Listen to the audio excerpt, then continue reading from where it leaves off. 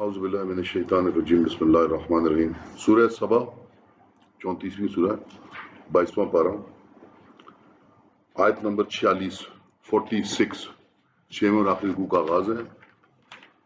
سورہ سبا 34ویں سورہ ہے 34، سپارہ ہے 22 آیت نمبر 46، چھویں اور آخری رکوع کا آغاز ہے آیت 46۔ بالله من الشيطان الرجيم بسم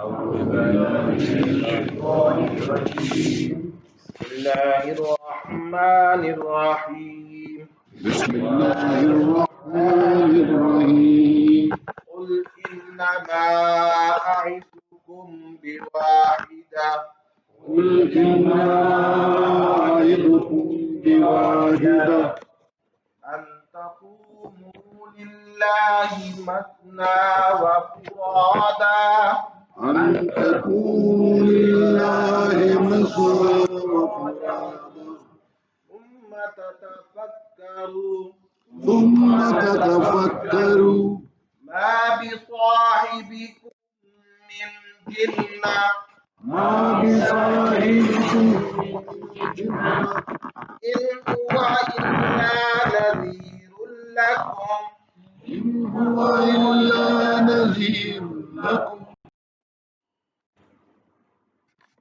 اعوذ باللہ من الشیطان الرجیم بسم اللہ الرحمن الرحیم لا الہ الا اللہ محمد رسول اللہ اللہ اکبر استغفر اللہ استغفر اللہ استغفر اللہ رب زدنی علما رب زدنی علما رب زدنی علما رب اشرح لی صدری ویسر لی امری واحلل عقدۃ من لسانی یفقهوا قولی۔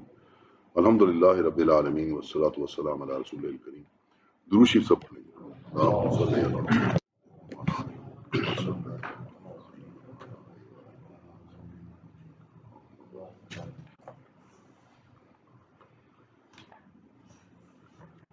آج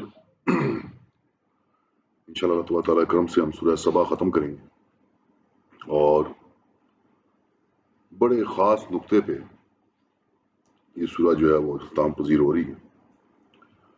پیچھے آپ جانتے ہیں کہ اکنامک بیک گراؤنڈ کے حوالے سے اس میں ساری گفتگو ہوئی، یمن کی اور شام کے حصے کی، لیوانت جس کو کہتے ہیں، اور اہل قریش کو بتایا گیا کہ تم یہ جو بھی اکنامک منڈی بن گئے ہو یہ اتفاقاً نہیں ہے، یہ اللہ تبارک و تعالیٰ نے خاص حکمت سے تمہیں جو ہے یہ ایک سینٹرل پوزیشن دی ہے، اور پھر ان کو یاد کرایا کہ تم 10واں حصہ بھی نہیں ہو ان قوموں کا جن قوموں کو ہم نے نافرمانی کی وجہ سے ختم کر دیا، تمہاری 10واں حصہ بھی ان کے برابر جان نہیں۔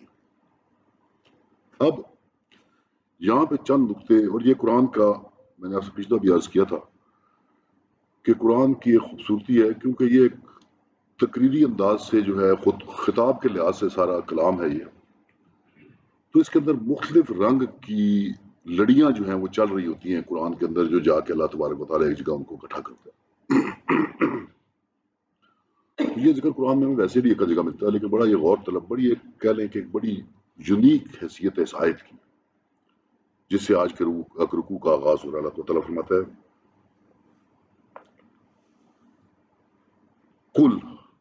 کل کے بارے میں آپ جانتے ہیں، کل کے اوپر بڑی تفصیل ہم بات کر چکے ہیں، مخاطب کے طور پر نبی پاک صلی اللہ علیہ وسلم کو، باقی جو خطاب کرتا ہے انسان اپنے نفس سے بھی، یہ سب اس کا آغاز اس طرح ہوتا ہے۔ فرمایا کہ کل انما اعظکم بواحدہ، میں تمہیں ایک ہی نصیحت کرتا ہوں،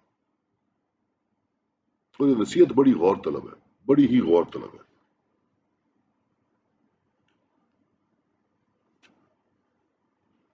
ان تقوموا للہ، تم اللہ کی خاطر کھڑے ہو جاؤ،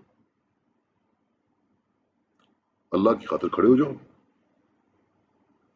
مثنی وفرادا، دو اور اکیلے ہو کر، ثم، اور اس کے بعد، تتفکروا، سوچ کرو، فکر کرو، دھیان کرو اس طرف، ما بصاحبکم من جنہ، کیا واقعی تمہارے رفیق کو کوئی سودا ہے، کوئی پاگل پن ہے؟ اللہ کی خاطر کھڑے ہو جاؤ، دو اور اکیلے، اور پھر اپنے اندر جھانکو اور پھر سوچو کہ کیا واقعی نبی پاک صلی اللہ علیہ وسلم جو 40 سال ہمارے درمیان میں رہے ہیں، ان کے دن رات ہمارے سامنے رہے ہیں، ہم ان کو صادق اور امین کہتے تھے، کیا واقعی ان کو کوئی پاگل پن ہے، کوئی سودا ہے، ان کو کوئی ان کا ذہن گھوم گیا؟ ان ہوا الا نذیر لکم، بلکہ یہ تو کہ ان کو کوئی کسی قسم کا کوئی سودا نہیں ہے، بلکہ یہ تو ڈرانے والا ہے تم کو بین یدی عذاب شدید، جو تمہارے ہاتھوں میں تمہارے بالکل آگے آ چکا ہے ایک بڑا ایک بہت بڑا عذاب، بہت ہی خاص چیز کی طرف اللہ تعالیٰ نے ایک بار پھر ذکر کیا۔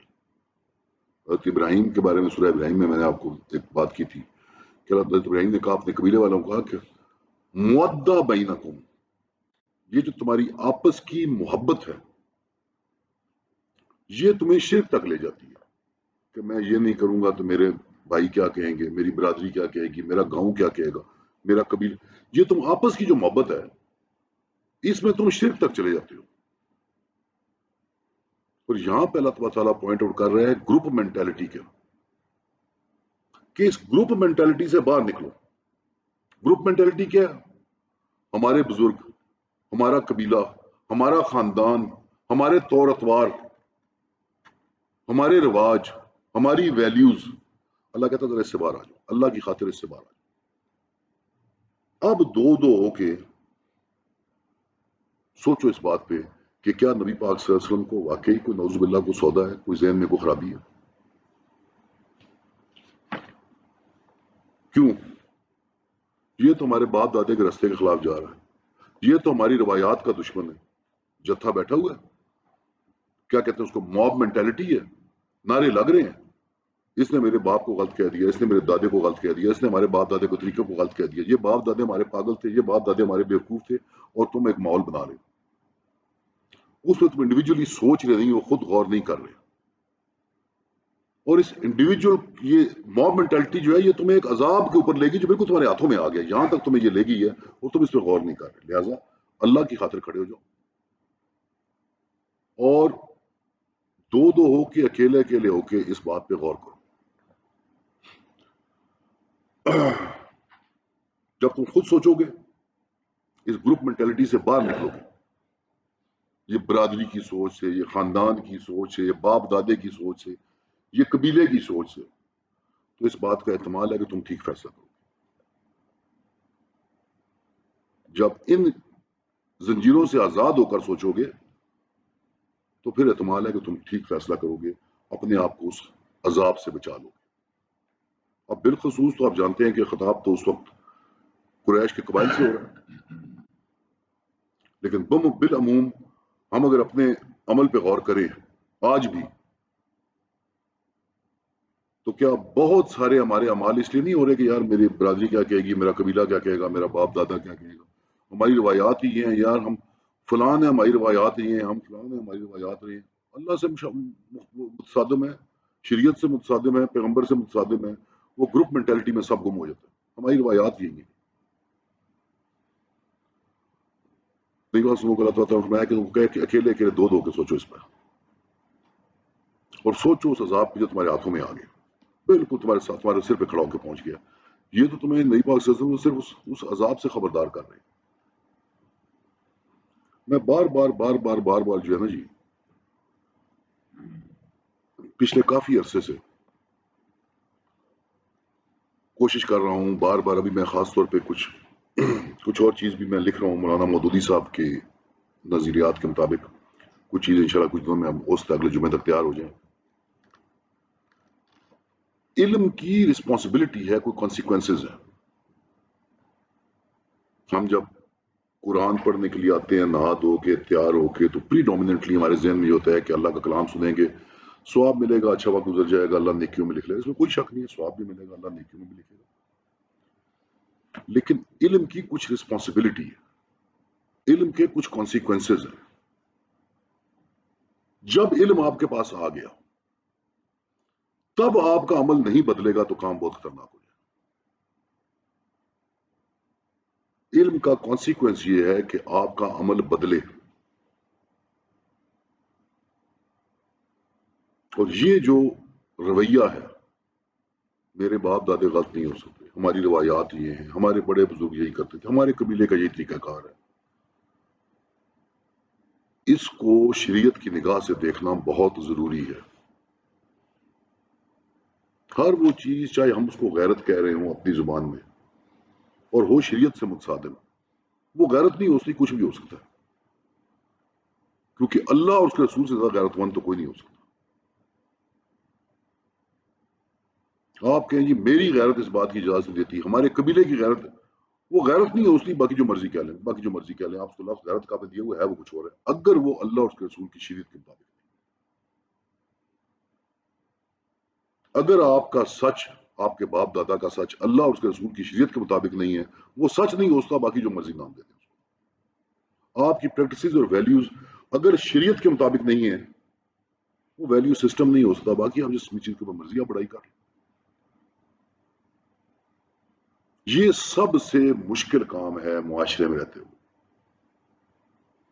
وہ اقبال نے بڑا خوبصورت شعر کہا ہے، مجھے نہیں اندازہ کس کس کو، شعر سے، شعر و شاعری سے: آئین نو سے ڈرنا، طرز کہن پہ اڑنا، منزل یہی کٹن ہے قوموں کی زندگی میں. یہ فیصلے قوموں سے نہیں ہوتے. پیو دادے کے رسے سے چمٹ جانا اور نئے آئین، نئی روشنی، نئے سائنس، اس کے اوپر چلنا، یہ مشکل، یہ قوموں سے فیصلے نہیں ہوتے، انڈیویجول سے فیصلے نہیں ہوتے.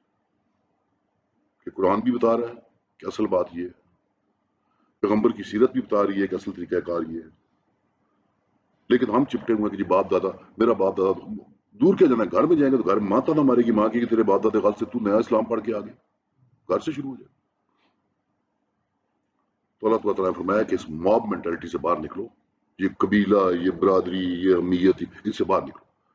ایک ایک ہو کے، دو دو ہو کے سوچو اللہ کی خاطر کہ یہ پیغمبر تمہیں صرف اس عذاب سے خبردار کر رہا ہے جو تمہارے ہاتھوں میں آ گئے، بالکل تمہارے سامنے آ پہنچا ہے، بالکل سر پہ آ کھڑا ہو. تو کیا جو میں نے تم سے مانگا تھا کچھ نیک، سو تم ہی کو پہنچے میرا نیک ہے اسی اللہ پر اور اس کے سامنے ہر چیز. یہ بڑی خوبصورت آیت ہے، بڑی خوبصورت آیت ہے. اور جو لوگ دین کا کام کر رہے ہیں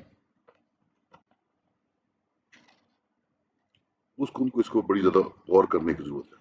میں پھر آیت آپ کے سامنے رکھتا ہوں. تو کیا جو میں نے تم سے مانگا تھا کچھ نیک، کچھ عوض یا کچھ بھیک، جو بھی آپ سے، سو تم ہی کو پہنچے میرا نیک، سو میرا یہ فائدہ، یہ منافع تمہیں ہی پہنچے. اسی اللہ پر، اس کے سامنے ہے ہر چیز. میرا نیک جو ہے وہ اسی اللہ پر ہے. میرا جو اس کا ریٹرن ہے، جو اس کا مجھے انعام ہے، وہ اللہ پر. اب نبی پاک صلی اللہ علیہ وسلم نے کبھی ان کو کہا کہ مجھے جی پیسے دیں؟ آپ کبھی کہا تھا کافروں کو؟ کہیں بھی کہا تھا جی میں جو بات کروں اس پہ پیسے دیں مجھے؟ کبھی بھی نہیں کہا. آپ جاتے ہیں چوک میں، آپ رکتے ہیں، ایک فقیر آپ کے پاس آتا ہے اور کہتا ہے جی اللہ آپ بچے کی زندگی کرے، اللہ آپ کے بچے کو زندگی دے. وہ تو پیسے نہیں مانگ رہا آپ سے، لیکن آپ کو پتا ہے کہ پیسے مانگ رہے. وہ اس نے پیسے نہیں مانگے آپ سے، آپ نے جیب سے 10 روپے نکالے اس کو دے دی. وہ آتا ہے کہتا ہے جی اللہ آپ کے لیے آسانیاں کرے جی، اللہ آپ کی زندگی میں برکتیں ڈالے. وہ تو پیسے نہیں مانگ رہا، لیکن آپ کو پتا ہے پیسے نکالتا. اب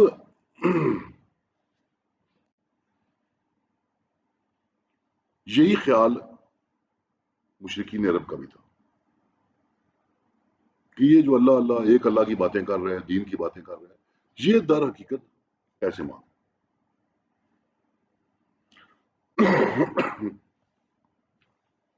فَهُوَ لَكُمْ، وہ تمہارے لیے. تمہارا جو خیال ہے کہ میں پیسے مانگ رہا ہوں، وہ پیسے تھوڑے اپنے واسطے. اس لیے اللہ تعالیٰ نے یہ فہوا سے اس پیسے کا ذکر کیا جو مشرکین کے دماغ میں تھا کہ تمہارا جو خیال ہے میں یہ ساری گفتگو کر رہا ہوں پیسوں کے لیے، فہوا، پس وہ پیسے لکم، تسی رکھ لو، تو تمہارے لیے. میرا جو اجر ہے وہ اللہ تبارک تعالیٰ کے پاس ہے. چند چیزیں اس سے بڑی واضح ہو گئی. ایک، عبادت کو، اللہ کی فرمان برداری کو پیسے کے ساتھ نہیں ملایا جا سکتا، نہیں ملایا جانا چاہیے. اللہ کی عبادت، جو عبادت اللہ کے لیے ہے اس کا اجر انسان دے سکتے ہیں. کوئی بڑی مزدار بات ہے. ایک کون تھے جی وہ بزرگ بال کٹوانے گئے تھے جو، زیادہ آج بڑے ہمارے بڑے بزرگوں میں سے ہیں، بڑے بزرگ. حسن کیا نام تھے؟ حسن بصری، بہت بڑے صوفی گزرے حسن بصری جو ہے. بال کٹانے کی عادت تھی، بال بہت بڑھ گئے تھے. ایک نائی کی دکان کے پاس سے گزرے تو خیال آیا بال کٹا دوں، پیسے کچھ عرصے بعد دے دوں. تو گئے تو نائی آگے مصروف تھا. حسن بصری لکھتے ہیں کہ میں نے اسے کہا کہ اللہ کے نام پہ بال کاٹ دو گے؟ اس نے فٹافٹ جس کے بال کاٹا تو اسے کہا یار تو اٹھ کے پیچھے بیٹھ. اسے کہا جی آپ آگے بیٹھ جائیں. بال کاٹ یہ وہاں سے اٹھ کے نکلا. وہ مہینے ڈیڑھ بعد جب کو پیسے پاس آئے تو خیال آیا کہ نائی کے پیسے دینے ہیں. اس کے بعد چلے گئے. اس جا کے پیسے دیے. انہوں نے کہا کس چیز کے پیسے؟ اس نے کہا تو میں آیا تھا بال کٹوائے تھے، میرے پیسے نہیں تھے. تو اس نے کہا تو اللہ کے نام پہ کٹوائے تھے.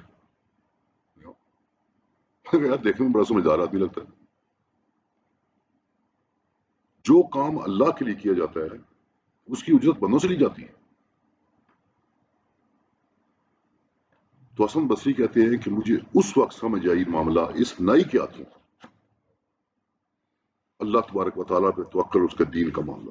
اس نے کہا جو کام اللہ کے لیے کہتے ہیں اس کی اجرت بدوں سے لی جاتی.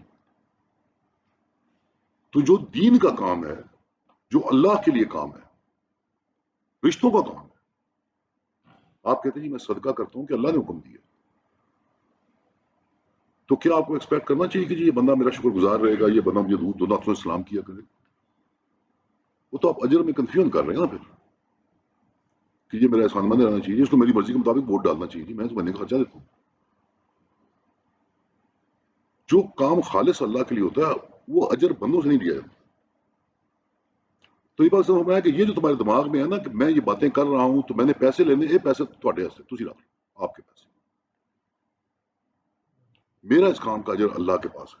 اس میں ایک چیز نقطہ بڑا غور طلب ہے، اس پر ذرا غور کریں.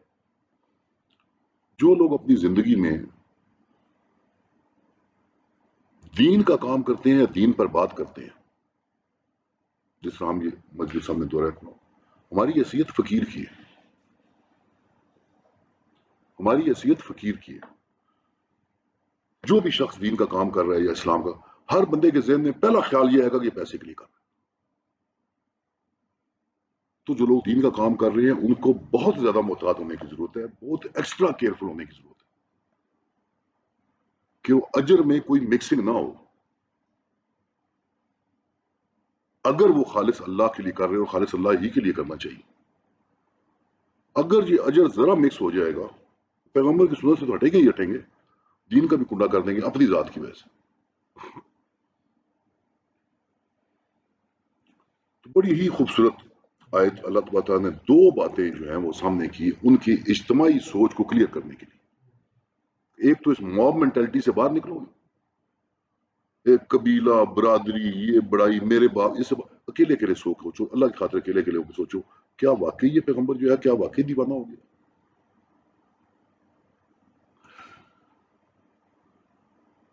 یہ خیال دیوانگی کا اٹھا کیوں؟ یہ چونکہ میرا وہ جو مضمون جس میں کر رہا ہوں اس پہ ایک چیز کو ہم اکثر مس کرتے ہیں. ایک چیز میں یہاں پہ پوائنٹ آؤٹ کرنا چاہوں گا. ایک کتاب میری نگاہ سے گزری ہے، خاص طور پہ وہ دوست بھائی جو ابھی تک سیرت پہ کام نہیں کر سکے. بہت ہی مختصر، نہایت ہی جامع، نہایت ہی خوبصورت کتاب ہے، ایک پیغمبر صحرا. کچھ کاپیاں میرے پاس ہیں، دوں گا میں نہیں، کسی کو چاہیے ہو تو آپ اپنی خود خرید سکتے ہیں. پیغمبر صحرا یہ ویسے میرے ذہن میں آ گیا نبی پاک صلی اللہ علیہ وسلم کی سیرت کے حوالے سے کیونکہ سیرت کا جتنا علم آپ کا مضبوط ہوگا قرآن فہمی میں اتنی آسانی ہوگی.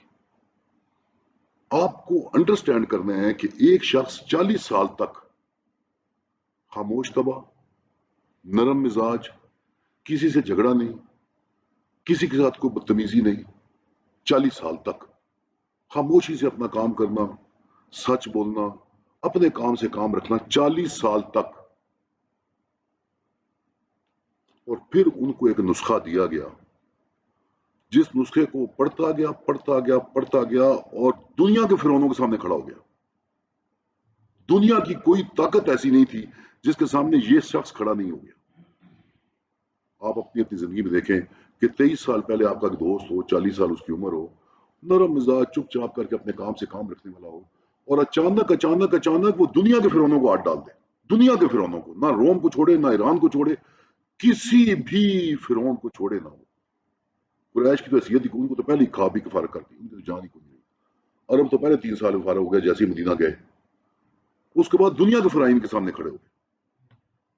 یہ نسخہ ہے قرآن، یہ کردار سازی اور جماعت سازی ہے قرآن۔ لیکن کب؟ جب آپ علم کی رسپانسبلٹی کو سمجھیں، علم کے کانسیکوینسز کو سمجھیں کہ جو آپ نے پڑھ لیا اس کے مطابق عمل کا ڈھلنا بہت ضروری ہے۔ تو اللہ تعالیٰ وہاں اس کو نئی پاک کی ذات کے بارے میں اللہ تعالیٰ نے فرمایا کہ آپ ان کو بتا دیں گے مجھے تم سے جو تمہارے ذہن میں ہے کہ مجھے جو پیسے چاہیے وہ آپ نے کو رکھ لو، وہ اپنے پاس رکھ لو۔ میرا جو معاملہ ہے وہ اللہ کے ساتھ ہے۔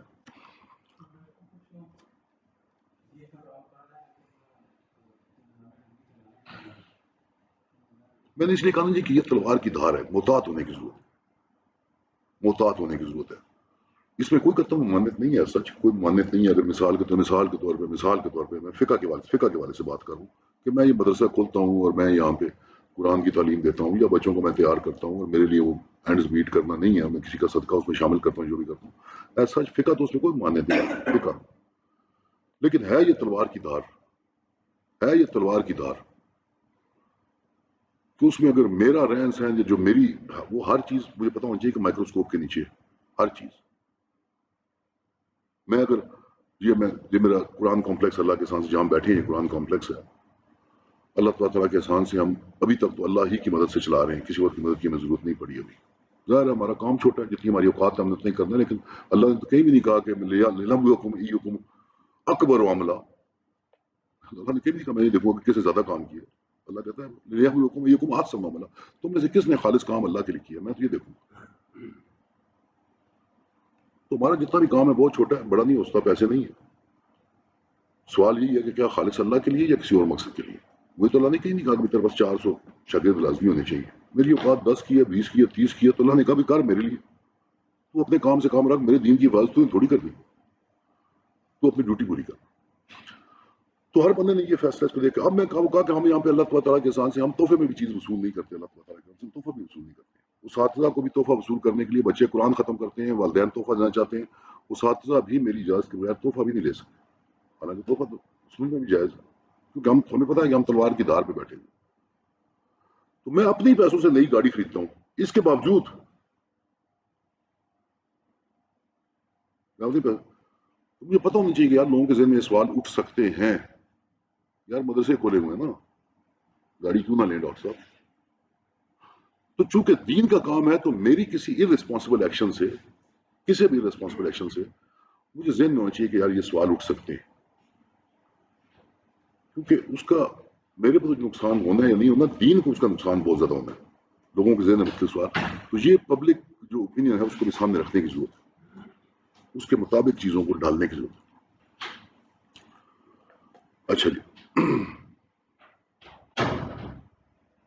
تو کیا میرا رب پھینکتا جاتا ہے سچا دین، وہ جاننے والا ہے چھپی چیز کا۔ یہ پہلے بھی موضوع جو ہے یہ پہلے بھی گزر چکا ہے سورہ بنی اسرائیل کے اندر بھی۔ قذف، جب کہتے ہیں قذف کسی چیز کو ایسے دور پھینکنا کہ بہت آپ سے بہت کوئی سالڈ چیز ہو اور آپ کی پہنچ سے دور چلی جائے، دور پھینک۔ کس چیز پر اللہ نے پھینکا قذف، کس چیز پر پھینکا؟ بالحق۔ اللہ نے کہا کہ اللہ سچ مارتا ہے، سچ ایک سالڈ چیز ہے، سچ ایک سالڈ چیز ہے، اللہ اس کو پھینکتا ہے۔ اللہ اب کس چیز پہ پھینکتا ہے؟ جھوٹ کو اللہ نے اس قابل نہیں سمجھا کہ اس کا ذکر بھی کرے اللہ، کہ جھوٹ اتنی کمزور چیز ہے کہ اللہ نے اس کا ذکر نہیں کیا۔ اللہ نے کہا کہ اللہ نے یہ سچ جو بڑی سالڈ چیز ہے اس کو پھینکتا ہے زور سے۔ یہاں پہ اللہ نے جھوٹ کو اس قابل نہیں سمجھا، بنی اسرائیل میں ذکر کیا، یہاں پہ اللہ نے کہا کہ وہ اس طرح پھینکتا ہے کہ وہ اللہ ہر چیز کا گواہ ہے، ہر چیز کا جاننے والا ہے۔ تو کیا آیا دین سچا، جھوٹ کو نہ پہلا وار اور نہ دوسرا، کہ جھوٹ کی حیثیت ہی ہے۔ جب سچ آ گیا، اصل چیز تو سچ تھی نا، حقیقت جو ہے وہ تو سچ تھی، جھوٹ تو سیکنڈری چیز ہے جس کی ملاوٹ ہوئی۔ کائنات بنی تو ہر چیز کو اللہ نے سچ پہ بنیاد رکھی، اللہ کی اپنی ذات، اللہ کی کریشن، ہر چیز سچ پہ تھی، پیغمبر، سچ کی خبر، اس کے بعد جھوٹ شامل ہوا، تو آغاز جو ہے وہ جھوٹ پہ تھا۔ یہ سچ پہ تھا، جھوٹ نے آگے کرپٹ کیا اس سارے سچ کو، تو طرف رہا کہ اس کی کوئی حیثیت نہیں ہے۔ تو کیا اگر میں بہکا ہوں تو یہی کہ بہکوں گا اپنے برے کو، اور اگر میں سوجا ہوں تو اس سبب کہ وہی بھیجتا ہے مجھ کو میرا رب، وہ سنتا ہے نزدیک کہ مالک سن رہا ہے اور مالک نہایت قریب ہے، اور مجھے مالک ہدایت دے رہا ہے۔ اور اگر میں بہک گیا ہوں خدا نخواستہ تو میں اپنا نقصان کروں، آپ کا تو اس میں کوئی نقصان نہیں، میں اپنا نقصان کروں گا اس میں۔ اور کبھی تو دیکھے جب یہ گھبراویں گے پھر بھاگتے نہیں بچتے، اور پکڑے آئے نزدیک جگہ۔ وَلَوْ تَرَىٰ اِذْ فَزِعُوا، جس وقت یہ گھبرا جائیں گے۔ فوت اصل میں معنی کیا ہے؟ فوت ہونے کے کیا معنی ہے؟ وفات جسے آپ کہتے ہیں، وہ نجات یا اسکیپ کے معنی میں۔ آپ نے نجات حاصل، وفات پا گیا، نجات، دنیا سے نجات پا گیا، اسکیپ کر گیا دنیا سے باہر، تو پھر یہ بھاگ نہیں سکیں گے۔ جب یہ پکڑے جائیں گے اسے دور نہیں ہو سکیں گے۔ اور کہنے لگے ہم نے اس کو یقین مانا اور کہا وہ ان کا ہاتھ پہنچ سکتا ہے دور کی جگہ سے۔ تناوش کہتے ہیں کہ آپ نے بازو بڑھائے، پیچھے کی طرف بازو آپ نے بڑھائے ہیں اور بہت دور سے کوئی چیز پکڑنے کی کوشش کر رہے ہیں۔ اللہ کہتا ہے کہ اب یہ اتنے دور آ چکے ہیں مرنے کے بعد، اب یہ کہتے ہیں کہ کاش ہم واپس جائیں اور دوبارہ ہم پکڑ لیں اللہ کے دین کو۔ ٹھیک بات، اب جتنے مرضی یہ بازو لمبے کریں اب یہ پہنچ نہیں سکیں گے، اب یہ اس سے بہت آگے چل گیا، اب یہ بازو بڑھا کر اس سے کچھ پکڑ نہیں سکتے، اب ان کی پہنچ سے باہر ہو گئی یہ چیز۔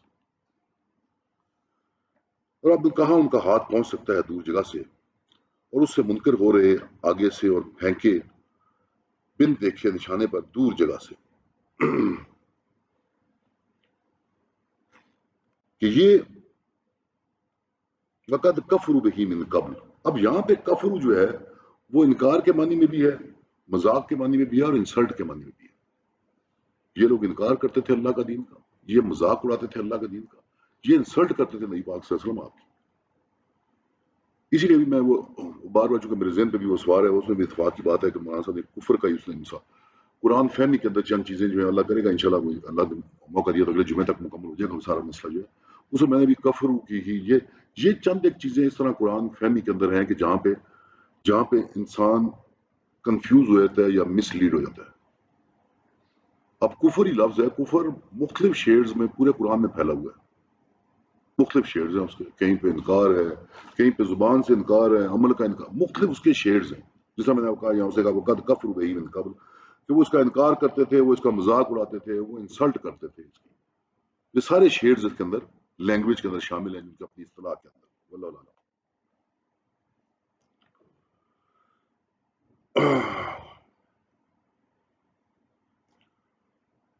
اور پھر ہیل ایک بیریئر، ایک بہت بڑا ایسا بیریئر جس کو کراس نہ کیا جائے، حالہ جو ہیل اسے آئیے فرمایا کہ اور اٹکاؤ پڑ گیا، ایک بیریئر آ گیا ان میں، اور جو ان کا جی چاہے ان میں۔ شہوت سے ہے لفظ یشتہون، ان کی جو شہوتیں تھیں، جو ڈیزائرز تھیں، جو ٹیمپٹیشنز تھی، جو لسٹ تھی، اردو کریں گے شکیل بھائی سوئی گے آپ، اس کی اردو کسی لفظ کی اردو مجھے بتا دیں، ڈیزائر، ٹیمپٹیشن یا لسٹ کیا کہیں گے اس کو اردو میں، کیا کہیں گے اس کو آپ؟ شیطانی جذبات یا شدید جذبات یا شدت کے جذبات، ان کی جو لسٹ اور یہ چیزیں تھیں، ان کے درمیان میں اب ایک رکاوٹ پڑ گئی کہ دنیا کے اندر یہ سارے کام کرتے تھے، یہ سب کچھ کرتے تھے اپنی خواہشات نفس کے پیچھے، اپنی لسٹ کے پیچھے،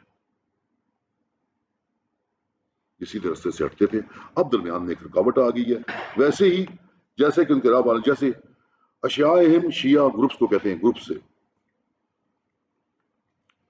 ان کو بھی کانو فی شک کے مریب، وہ بھی ایک خاص قسم کے شک تھے۔ شک کے مریب، ایسا شک جو دوسرے لوگوں کو بھی شک میں ڈال دے۔